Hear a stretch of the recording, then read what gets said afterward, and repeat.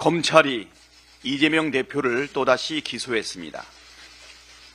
기어이 정적을 제고하고 말겠다는 검찰 독재 정권의 집착과 광기가 어린 정치 보복입니다. 윤석열 대통령은 과거 대선 당시 정치 보복의 기준을 묻는 질문에 이렇게 답했습니다. 누구를 딱 찍어놓고 그 사람 주변을 1년 12달 계속 다 뒤져가지고 찾는다고 하면 그거는 정치 보복이죠.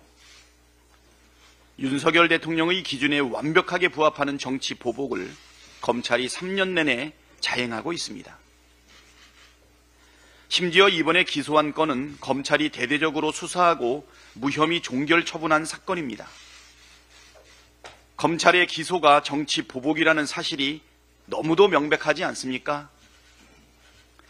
정치 보복이 아니라면 최소한 특활비 수십억 원을 흥청망청 증빙도 없이 마구잡이로 쓴 검사들부터 싸그리 기소하고 검찰총장이었던 윤석열 대통령에게도 죄를 엄정하게 물어야 형평성에 맞지 않겠습니까?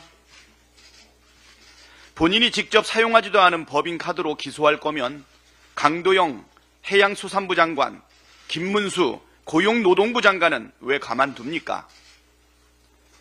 증빙도 없이 한도초가 사용한 이진숙 방통위원장도 당장 기소하십시오.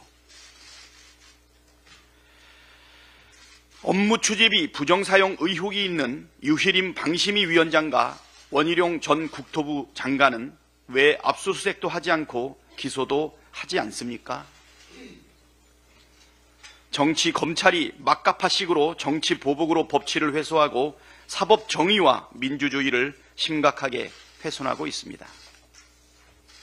묵과하지 않겠습니다. 제대로 증빙을 못하는 검찰 특활비와 특정 업무 경비는 전액 삭감하고 검찰 개혁도 반드시 이뤄내겠습니다. 내 눈에 들보라는 말이 있습니다.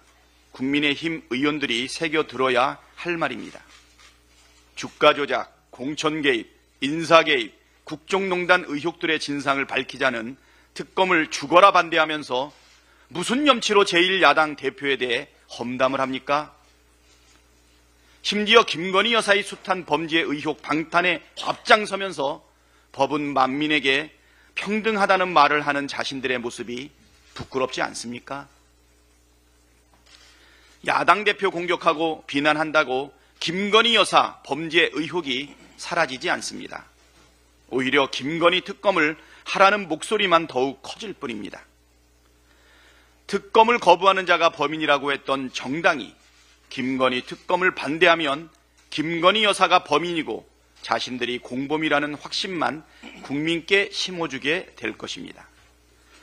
법은 만인에게 평등하다는 보편적 상식이 유독 김건희 여사에게만 예외일 수는 없습니다. 국민의힘 의원들이 일말의 양심이 있다면 김건희 여사도 다른 국민과 똑같이 수사받고 잘못이 있다면 처벌받으라고 촉구해야 마땅합니다. 108명 중에 보편적 상식과 양심을 가진 의원이 채 10명도 없다면 구제불능 정당, 양심불량의 힘입니다. 소돔입니다. 대통령의 공천 개입을 물타기 하려는 윤핵관의 명태균 해유와 증거인멸 뒷거래 시도가 드러났습니다.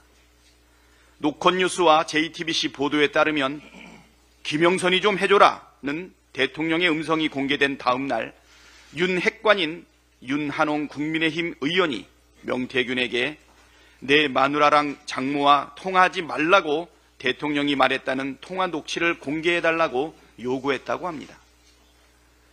이에 명태균은 자신을 구속시키지 않는 것과 경제적 지원을 요구했지만 거래는 성사되지 않았습니다. 중요한 것은 윤석열 대통령이 명태균에게 화를 낸 다음 날 또다시 전화를 걸어와 1시간 동안 사과하며 정권교체의 어려움을 토로한 통화 녹취도 존재한다는 사실입니다. 이 녹취의 존재에 대해 윤한홍 의원도 인지하고 있으니 윤한홍 의원은 전날 대통령이 화를 낸 녹취만 공개해달라고 요청했습니다. 선택적 녹취 공개로 윤석열 대통령의 공천거래 의혹을 물타기하려는 회유와 증거인멸 교사이자 음흉한 뒷거래 시도 아닙니까? 온통 거짓말뿐입니다. 대통령의 공천 개입 정황이 더욱 뚜렷해졌고 심지어 핵심 인물에 대한 회유와 증거인멸 시도까지 벌어졌습니다. 윤석열 대통령이 거짓말과 궤변을 동원하며 특검을 거부하는 이유가 명확해졌습니다. 국민의힘은 조작의 힘으로 불리지 않으려면 윤한용 의원을 즉각 징계하고 김건희 특검에 적극 찬성하십시오. 이상입니다. 다음으로 김민